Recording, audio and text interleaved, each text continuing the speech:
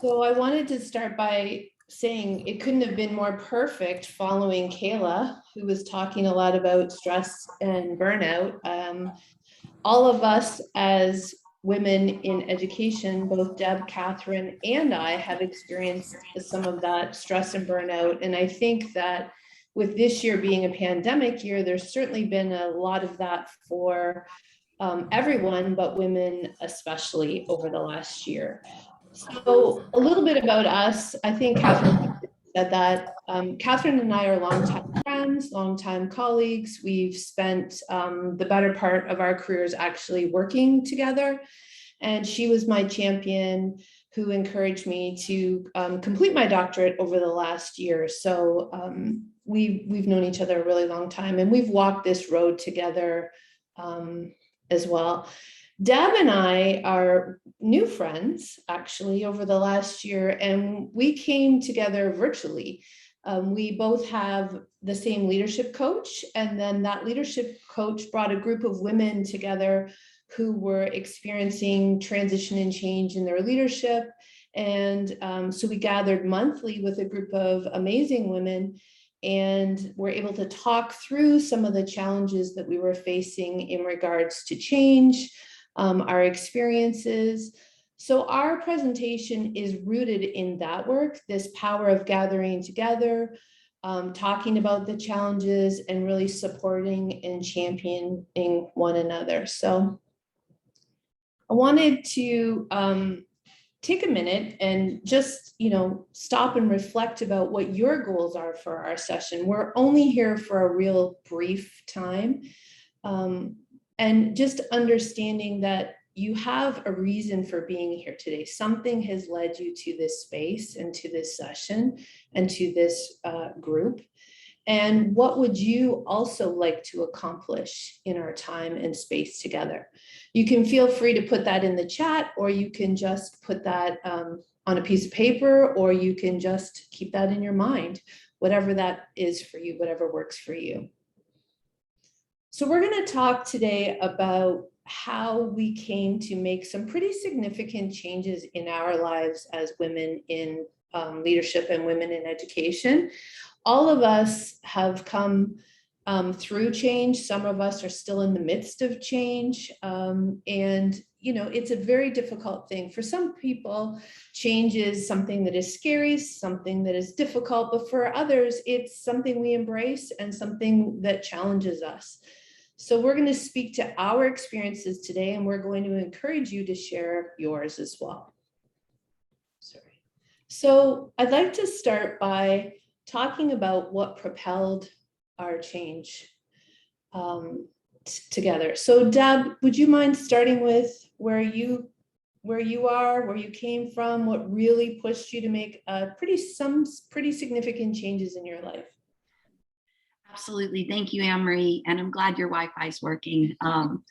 So good morning from Washington, D.C. area. I'm here from Fairfax, Virginia. And I put in the chat that I'd love to know where you all are kind of listening from, because I do know that sometimes some of these women ed groups are from all over the world. So I'm just curious, where are you from? And I'm seeing Rockville, Maryland, Pittsburgh, Pennsylvania, great, DC area, wonderful. So first of all, my name is Debbie Lane. I am CEO of Lane Leadership Group. I have done consulting for the last about 8 years, but I've had an amazing career where things, a lot of times situations have changed my journey, I guess, and my overall message is that one of the wonderful things about education is that we can really diversify our careers in many different trajectories. And that's definitely happened for me. I never planned to be a teacher. I went into the business school at Baylor University in Texas, thinking I was going to go into business, and I just didn't like it. And the career counselor told me, why don't you check out education? And my mom always wanted my sister and I to be a nurse and a teacher. And so therefore, I definitely did not want to do that.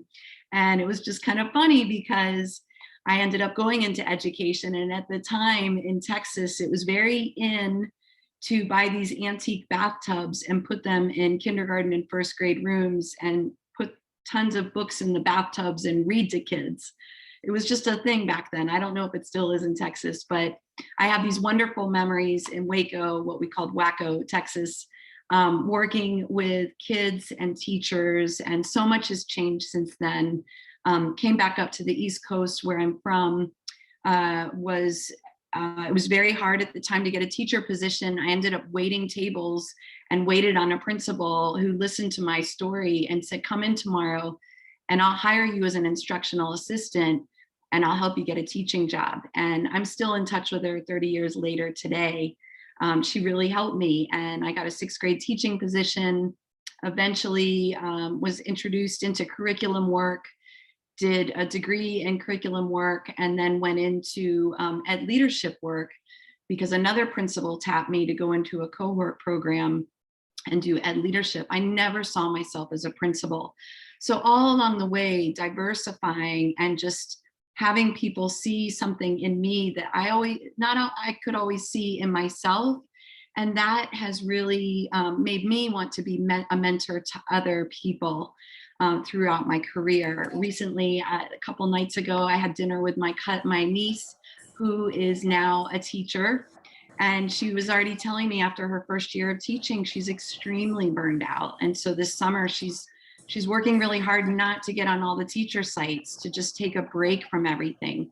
And I was pointing out to her that, currently I'm helping work with the Virginia Department of Education and overseeing all kinds of work with the stimulus monies right now. And never did I see myself in development and financial pieces, but that's been part of my journey. So as we look at how we're going to diversify and look at the possibilities, you just continue to keep your mind open on what's possible. And that's what I would say.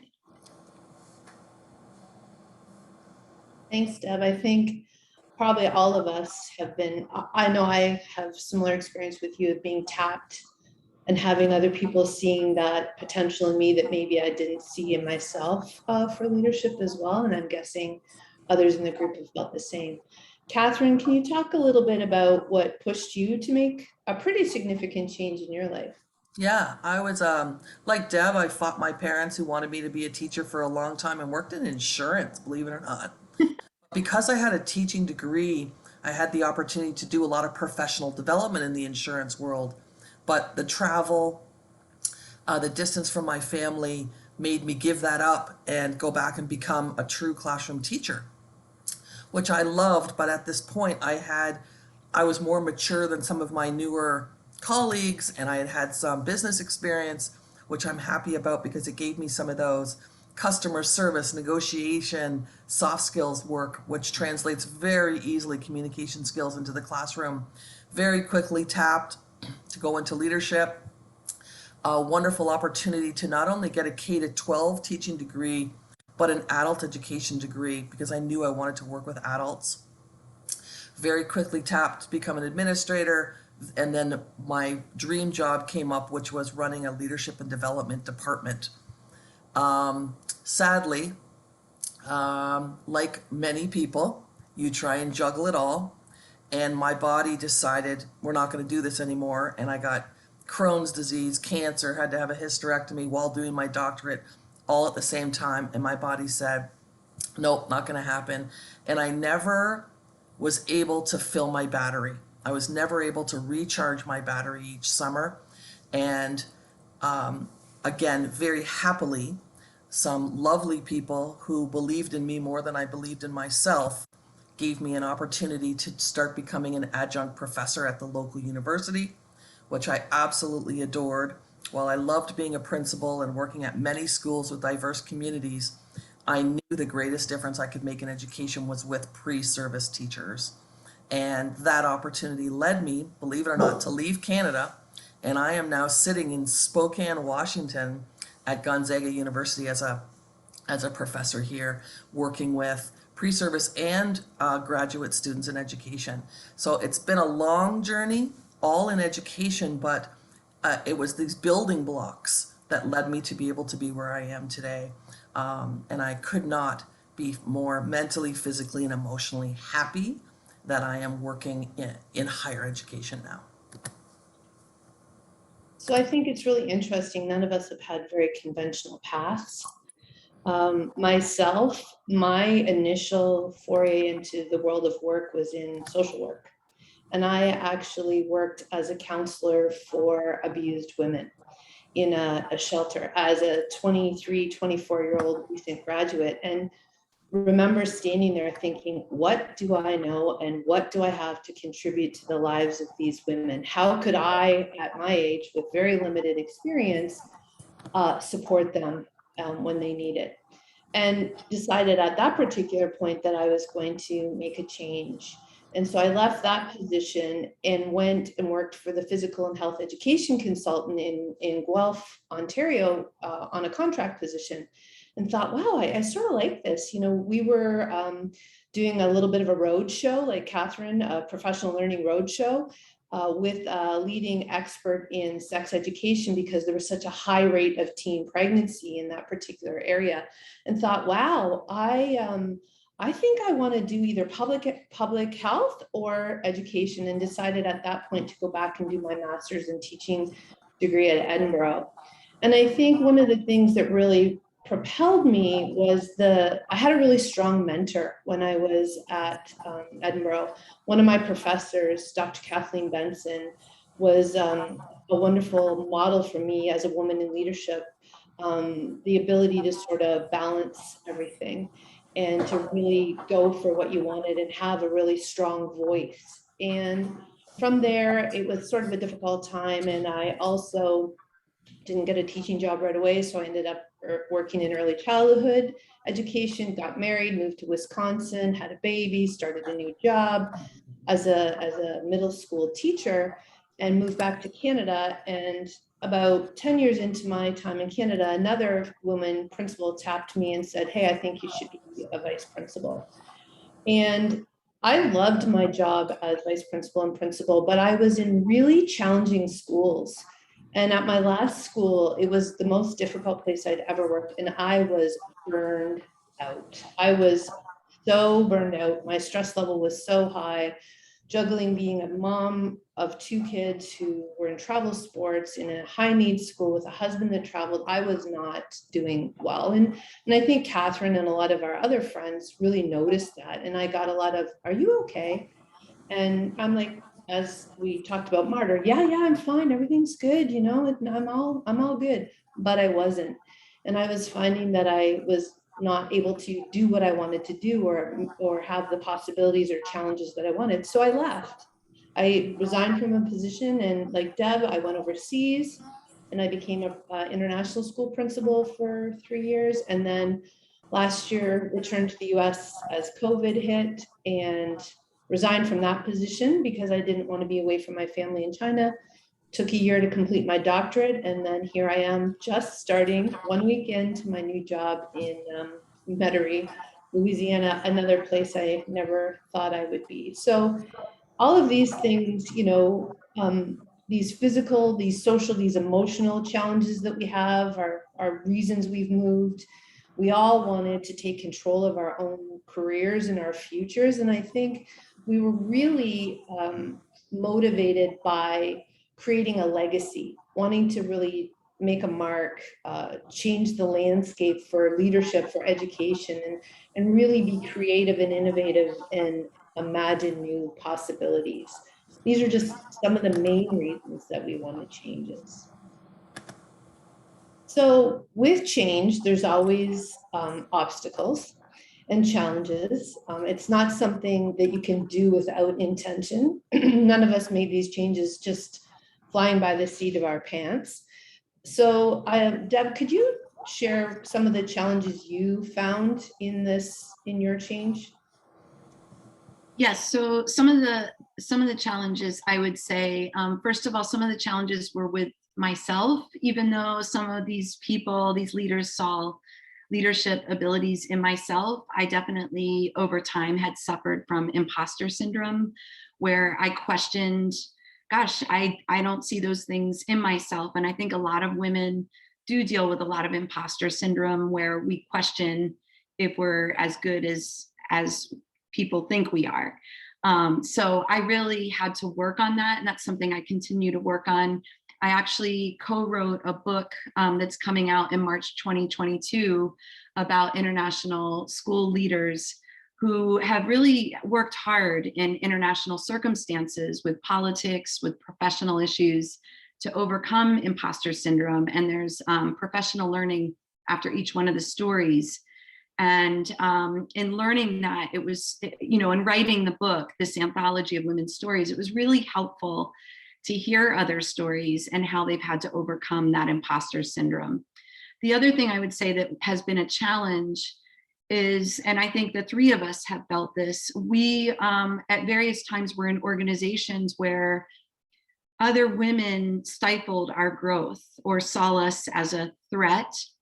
And so they didn't promote us, or we were not included. And unfortunately, there are other women that are very competitive amongst women to women. And I really am hopeful that we're going to see more partnerships.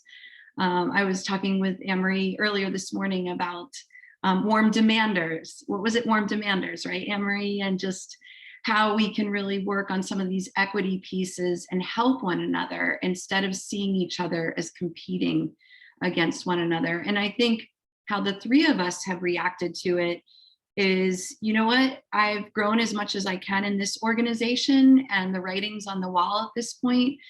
And so that was actually one of the reasons that I left and went overseas. I had always wanted to go overseas. I started applying, and the situation really worked out beautifully for my family, and my two children got to go to school in Shanghai, one of the best schools in the international world, the Shanghai American School, and they really flourished, and it's impacted their life. So I think that as you recognize some of the obstacles, it's important to name it and say what it is and get real with it and learn to overcome it.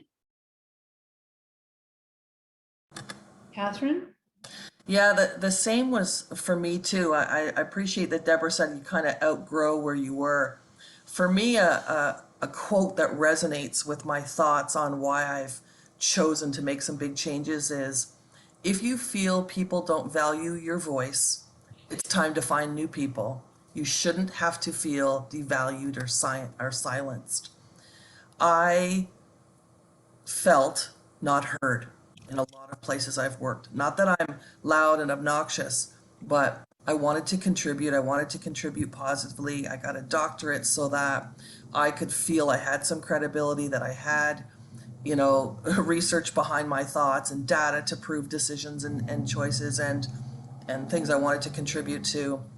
But I was in a location that had an all boys club that you got labeled if you were a problem and then punished for it. That was my doctoral work. And I just knew that I continued to be unwell, emotionally, physically, and mentally. And I was about to turn 50, and I just knew there was no way I was going to spend the rest of my career feeling tamed, disrespected, etc. And I knew I moved on. Ironically, as you move on to a new place, new city, new career, especially in higher ed, you then get labeled the junior faculty. And that drove me nuts for a while, because I'm like, I'm 50 years old. How am I a junior person? But recognizing you do have to start over. You do have to earn people's trust and respect. And while it was hard, it was so rewarding.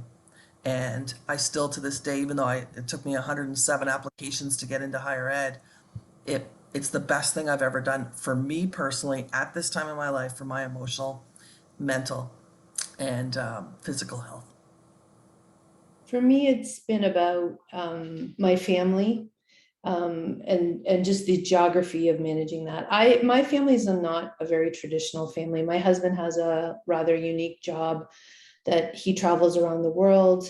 Both my children were involved in a lot of sports. And so it was always that struggle between balancing the needs of my family, my desire to grow and develop in my career, making some of those, sacrifices, and that dual role of mother, leader, teacher, all those roles and how they competed, that was a big challenge for me. I'm also in a space where I have aging parents, so there's always, and I know Catherine's there and Deb there too, we're always balancing that guilt of being the dutiful daughter and making sure that our parents are cared for. So that was a big challenge for me. Moving across the continent to China was a big piece, and leaving 2 children in university at that particular time, and a husband who was traveling, and parents, that was a challenge, and just that back and forth piece. And then COVID for me, I resigned from my job. I had every intention of returning back to China, but unfortunately, COVID had different plans for me, and the idea of not being able to leave China to get back to be with my family was something I just, as a mother, as a wife, as a daughter, as a friend, could not really manage. So I chose to take the year and really step back and review and refine and revise what my plans are. And so those were some of the major challenges that I have.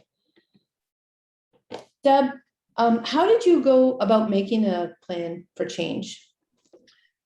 Well, first of all, I just want to say that several of you, thank you, Anne-Marie, have dropped a couple comments in, and I think that if you have had imposter syndrome, I'd love to hear about it. I'm considering writing another book on how men could partner more with women in different ways in the education field, in leadership, and so it's something that I have a lot of interest in. I would say one of the things in going about making a plan for change, when I was an interim principal at a school that did not match my values, and so I was super happy that the contract was interim and it was only 1 year.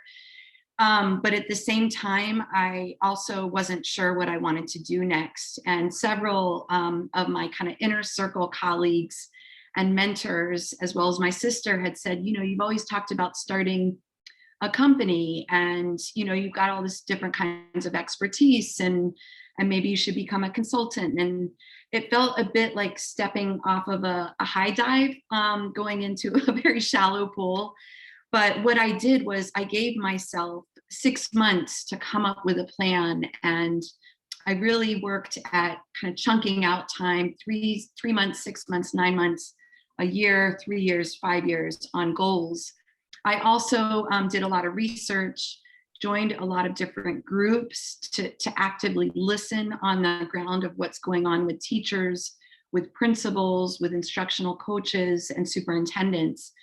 And then I signed up for like a lot of webinars, as most of us do. And then I also leaned on, Anne-Marie and I talked about, we secured a leadership coach, Bridget McNamara. She runs Sidecar Counseling out of Holland, actually. And she's one of the most creative people I know. And I'm not trying to put a plug in here necessarily for Bridget. However, what she's done, I think, is pretty magical in that on each continent that she counsels, she's made these sidecar summits. And not only has Bridget's expertise been helpful, because I think we could all use a mentor throughout our career, and some of that leadership coaching, but she created these summits where there's no more than 6 to 8 women in a group. And I have found more inspiration in that group just because we've all kind of fed off of each other and pushed each other in ways that have been very different and very helpful. So we were just out at Red Lodge, Montana for that summit, and we hadn't met each other in person. And it was so fun. Most of the women are super tall. Almost six feet tall, 5'11", and I got out of my car and I'm 5'4", and I was like, holy cow, I had no idea you guys are so tall. But it was just really fun and wonderful to meet face to face after we've been online as a summit during COVID. Catherine, can you talk a little bit about how you really dug into your knowledge, skills, and attitudes and what you discovered? One of the things I've learned over the years is goal setting, and we were talking a lot in the chat about setting goals and how do you do that. And in order to reach a goal, you need to be competent and have competencies associated with that goal. And in order to be competent, you need to have balance in your knowledge, skills, and attitude related to that topic. So a silly example is you want to lose weight, you have lots of knowledge about how to do that, you have great skills on how to do that, but if your attitude's not right, you're never going to become competent in that. Same with other big goals in your life. And I had very intentionally used the Ontario Leadership Framework, which has 5 pillars of skills that administrators in Ontario need to perfect, manage, be proficient at. But then under each of those skills, it talks about each of those pillars. It talks about what is the knowledge base you need, the skills and opportunities, and more importantly, the attitude in order to do that. And I often spend most of my time whenever I'm up against a challenge, when I'm trying to reach a goal, is to make up, like you all have talked about, a pro-con list or positive negative. I do a KSA list. What's the knowledge I have associated with this opportunity? What are the skills that I need in order to be successful? And how's my attitude? It doesn't need to be adjusted. And that got me to a great place to be resilient, overcome some tough stuff with regards to not being picked for jobs that you wish, or being passed over for opportunities because I wasn't ready. I didn't have the proper attitude. I certainly wasn't as collaborative as I needed to be. And so I often coach people and say, what's your KSAs associated with this goal that you have? And it just seems to get people to be intentional about what are the gaps, where are their strengths, and who can they seek out in order to build up some of those missing pieces. But for me, 90% of the time, it's my attitude. I'm not in a positive space. I'm overly confident. I'm not feeling that I have the skills. So just, I love KSA, and if you ever want to talk about it more, please reach out. So I think we're sort of coming to the end of our session, and we talked a lot about networks and coaching and finding your tribe. And this, Women's Ed is definitely one place to start. I think some of the highlights for us is this was a really intentional process. All of us had a bit of a different process, but it was really very intentional about how we went about making this change. So before you may find yourself at a crossroads right now, you really need to dig into what is your reason for change, what you might find as obstacles and challenges, and thinking about those personal obstacles and challenges as well as those professional obstacles and challenges, because change means risk. And you are the only individual at this particular space in your life that can decide if this risk is worth it for you. And everyone has different reasons for that. What are some intentional actions that you might take to make your change? And going back to what Catherine said, really digging into the knowledge, skills, and attitudes that you might need to learn or develop, and those that you already possess that may serve you well in a new role. And I would also say, who could you get as a coach, as a mentor, as a network, as a sponsor, or a champion for you moving forward in your work? So when we brought you together, we asked you to take a minute and revisit your intention. What then will be one action that you might take as the result of our session and time together here today? Put some resources here for you that you can have a look at. There's a lot of amazing groups that you can join, and we appreciate the time we've had together today. This is our contact information. We're all very, very available. If you wish to reach out, we're always looking for more people to join our tribe. Thank you very much for having us today.